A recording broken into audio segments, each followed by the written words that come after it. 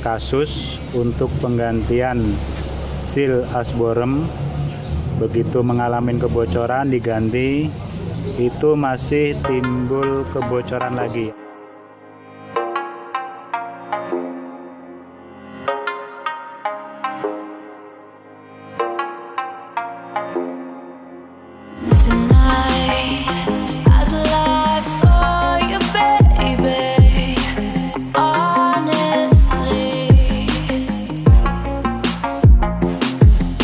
Assalamualaikum warahmatullahi wabarakatuh. Semoga di hari ini kita selalu dalam kesehatan dan kebarokan, amin. Untuk hari ini akan kita bahas yaitu beberapa kasus. Mungkin rekan-rekan sekalian pernah mendengar begitu ada masalah untuk di power steering. Power steering ini bermasalah, terutama adalah ketika ada kebocoran di seal asborem atau asworm di bagian bawah sini ya. Nah, ini asworm ya. Ini asworm, ini sealnya. Nah, ini sering terjadi kebocoran di bagian seal sini. Nah, beberapa kasus ketika sudah diganti seal tapi tetap terjadi kebocoran untuk di aswormnya.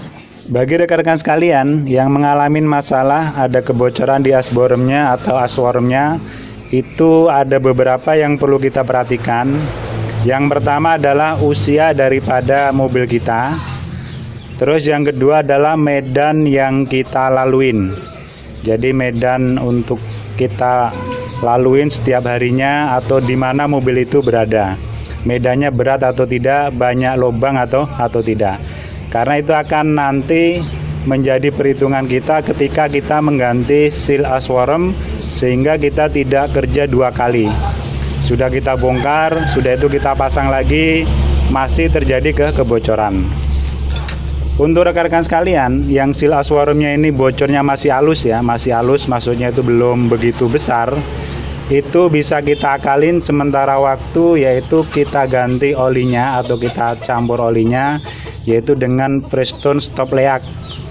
Mungkin bisa dilihat di video saya yang lainnya, itu ada ya untuk mengatasi kebocoran power steering tanpa kita bongkar, yaitu bisa menggunakan Prestone Stop Leak atau kita bisa menggunakan yaitu minyak makan.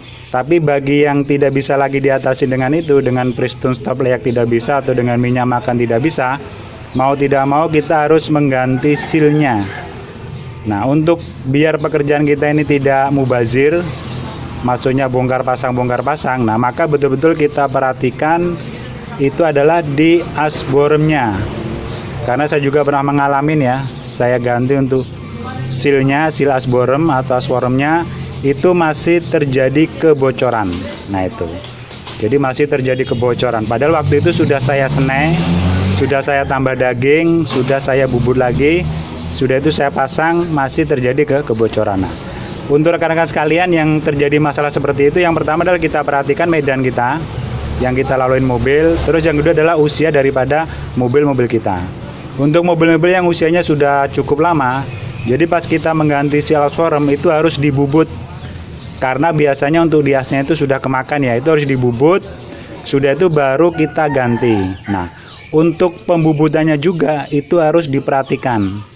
Karena kasus yang saya alamin itu sudah saya bubut tapi masih bocor. Nah, itu harus kita perhatikan asnya itu bengkok atau tidak. Nah, kalau seandainya terjadi asnya itu bengkok, maka untuk pembubutannya itu betul-betul harus center.